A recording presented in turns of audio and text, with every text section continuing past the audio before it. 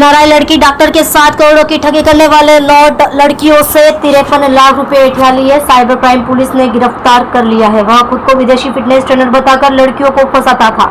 खुलासा हुआ है कि वराछा की एनआरआई लड़की डॉक्टर को ब्लैकमेल कर 1.89 लाख रुपए वसूलने वाले गुरुप्रसाद नायडू ने तमिलनाडु और बंगाल की 9 लड़कियों से भी 53,10,000 रुपए ऐठे। गुरुप्रसाद गुरुवैया नायडू फिलहाल पुलिस रिमांड पर है, जिसमें से उसने तमिलनाडु और कोलकाता समेत 9 लड़कियों से सोशल मीडिया के जरिए दोस्ती कर निजी तस्वीरें हासिल कर उन्हें वायरल करने की धमकी देकर 53,10,000 रुपए वसूले। आरोपी के फोन से सूज, टिंडर, बम्बल और फ्रेट लाइव जैसे डेटिंग एप्स मिले हैं। गुरुप्रसाद ने जैक्स पार्कर नाम से एक अकाउंट बनाया और कहा कि वह एक विदेशी फिटनेस ट्रेनर है।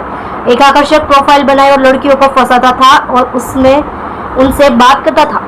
आरोपी गुरुप्रसाद स्थान बदलने के लिए जीपीएस ऐप का उपयोग कर फिग्मा एप्लीकेशन का उपयोग कर रहा था, जिसमें ऑनलाइन भुगतान, ट्रांसफर, स्क्रीनशॉट, बैंक बैलेंस का स्क्रीनशॉट, एचडीएफसी बैंक के एनईएफटी फॉर्म में संपादन और केवल गलत तरीके से दिखाने के लिए स्क्रीनशॉट बना रहा था कि डॉक्टर को पैसा ट्रांसफर किया गया है। वह आरोपी के मोबाइल में फर्जी जीपीएस एप्लीकेशन से अपनी लोकेशन बदलता था।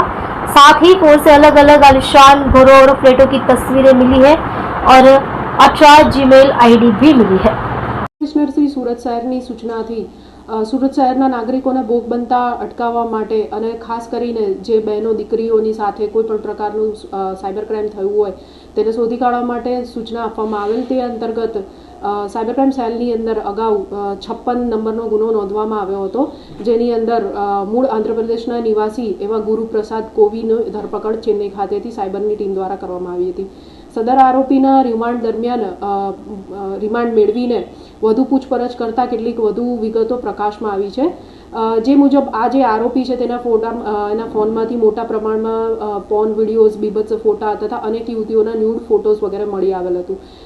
વધુમાં તેના મોબાઈલની વધુ તપાસ કરતા કુલ 9 યુવતીઓને એણે અલગ અલગ રીતે શિકાર બનાવી હોય। કોઈને ફોટો મારફતે, કોઈને બિઝનેસમેન તરીકે કાં તો જીમ ટ્રેનર તરીકે પોઝ કરીને ખોટી પ્રોફાઇલ બનાવીને વિશ્વાસમાં લઈને તેમને લોન અપાવવા કે બિઝનેસ સેટ કરવા કે કોઈ પણ રીતના તેમની પાસેથી પૈસા લીધા હોય એવી અલગ અલગ યુવતીઓની, ભારત દેશના અલગ અલગ રાજ્યોમાં રહેતી યુવતીઓની વિગતો મળી આવેલ। સાયબર સેલ દ્વારા યુવતીઓનો સંપર્ક કરી બિલકુલ પૈસા નહીં આપવા તથા તેઓને આ શખ્સની વિરુદ્ધ ફરિયાદ દાખલ કરવા માટે જણાવવામાં આવેલ। તે અંતર્ગત એક દીકરીએ હૈદરાબાદની અંદર જે સાયબરાબાદ છે તે સાયબરાબાદ પોલીસ સ્ટેશનની અંદર કુલ 32 લાખ રૂપિયાનું ફ્રોડની સાયબર ક્રાઇમ પોલીસ સ્ટેશનની અંદર ફરિયાદ આપેલ છે। આ ઉપરાંત જે જરૂર પડે ગાઈડન્સની અત્રેથી પૂરું પાડવામાં આવે છે જે ભોગ બનનાર છે તેઓને।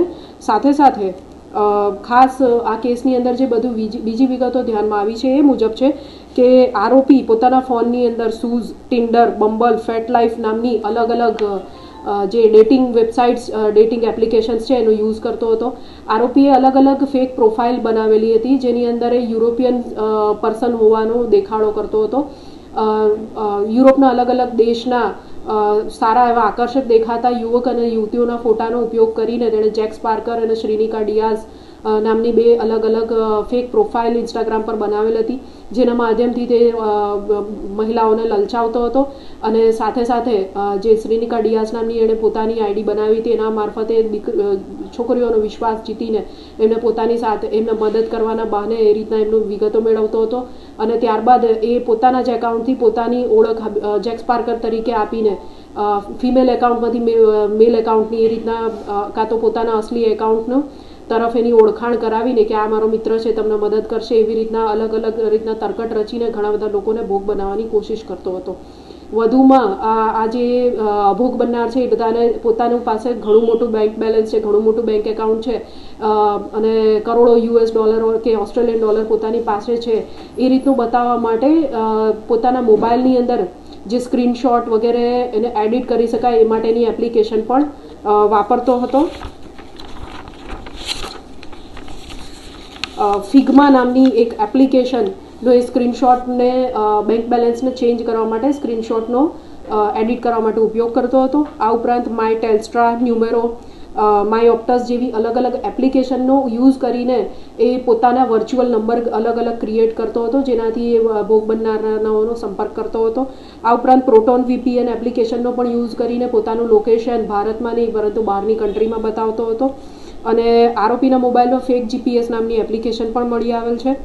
અને આ ઉપરાંત મહિલાઓનો સંપર્ક સાધવા માટે બીજી પણ એમોનો ઉપયોગ કરતો હતો, જેમ કે ગૂગલ પરથી સારા એવા બંગલોઝ અને ફ્લેટ્સ લક્ઝરિયસ હોય એના ફોટા ડાઉનલોડ કરીને ફેસબુક પર અલગ અલગ જે ગ્રુપ હોય છે ફ્લેટમેટ્સ વગેરે એની અંદર પણ એ આ પોતાને ફ્લેટમેટ જોઈએ છે અને પોતે ફિમેલ છે એ રીતે પોઝ કરીને આ એકાઉન્ટ્સ ઉપર એ પોસ્ટ કરતો હતો આ ઘરના ફોટા કે મારે ફ્લેટમેટ જોઈએ છે.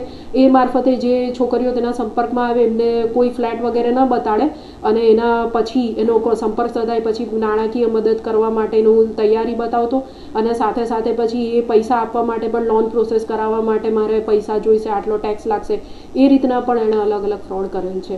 આ હજુ અત્યારે આરોપીના રિમાન્ડ પૂરા થયેલ છે અને સાયબર સેલ દ્વારા આગળની જે કાયદાકીય કાર્યવાહી અને તપાસ ચાલુ છે. અત્યાર સુધી કેટલા લોકો ભોગ બની ચૂક્યા છે? હાલના તપાસ પ્રમાણે કુલ 9 લોકો ભોગ બની ચૂક્યા છે. અને રાજ્યમાં કેટલા કિસ્સાઓ બન્યા?